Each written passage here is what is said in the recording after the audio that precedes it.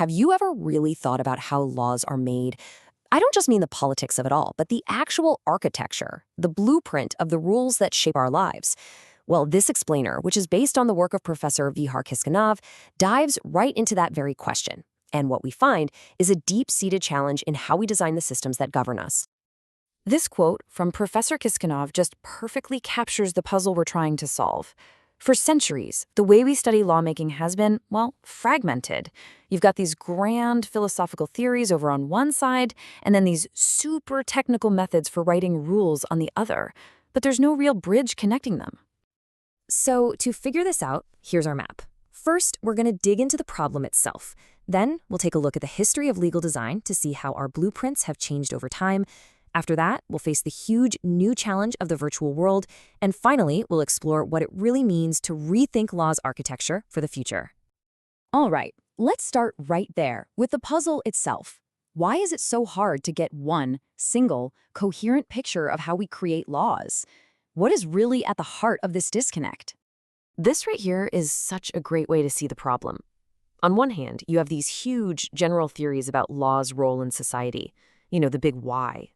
But on the other hand, you've got these really narrow technical methods for just drafting the rules, the nitty-gritty how. And there's this massive gap right in the middle, with no real framework to connect that grand vision with the day-to-day work. Now, to bridge that gap, Professor Kiskinov gives us this concept, the legal expression of will. The best way to think about it is as the master blueprint.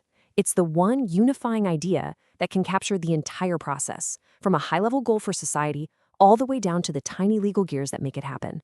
It's the missing link we've been looking for. Okay, so let's move on and see how this blueprint, this expression of legal will, has actually changed over thousands of years. Because the way we design law has never been static. It's grown in complexity and sophistication right along with our societies. This timeline just lays out the evolution so clearly. It starts back in ancient Rome with something called casistry, where law was built reactively, case by case, kind of like building a simple hut when you need one.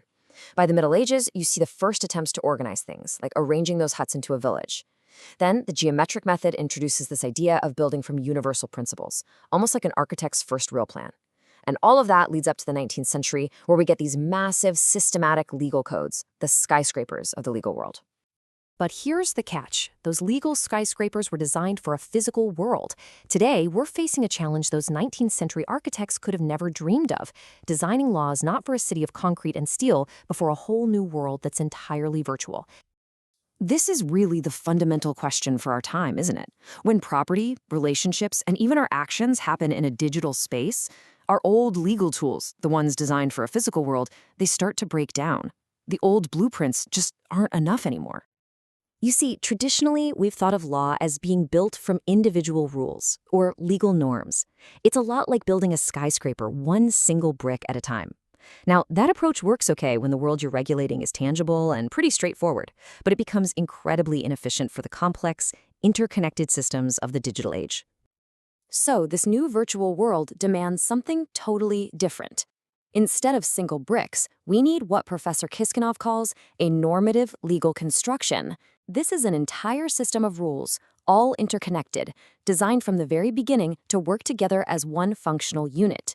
Think of it like a prefabricated module you can just plug into a complex structure. So how do we actually build with these new modules? Well, it's a parallel process. A new law gets created as traditional text, sure, but at the very same time, it's also created as an abstract digital model. That model is then tailored for a specific user, let's say a tax agency software. And finally, it's baked right into that technology, which can then automate legal processes. This is how you make sure law actually works, seamlessly, inside the digital systems that run our modern world. So what does all this mean for the future of making laws? It means we need a fundamental shift in how we think. We have to move beyond our old methods and really adopt a new perspective on what it means to create law in the first place. And this is where it all comes together. This new mindset means focusing on systemic design, not just individual rules. It means using formal, logical methods and new ways of expressing law, like having digital models right alongside the text. But the most critical shift is the last one. We're not just generalizing from past cases anymore. We are actively engineering the future. For instance, instead of making traffic laws after accidents happen, this is about designing the legal decision-making model for a self-driving car before it ever hits the road. It's a huge shift from being legal bricklayers to becoming true legal architects.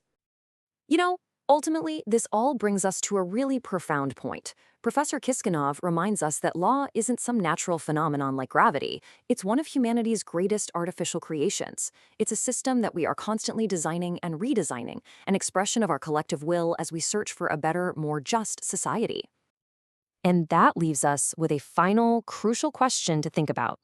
If we accept that law is an architecture that we ourselves design, then we have to ask, are the blueprints we're using today sound? Or are we building the foundations of our digital future with the foresight and the systemic thinking that it absolutely demands? That's a question we all need to consider.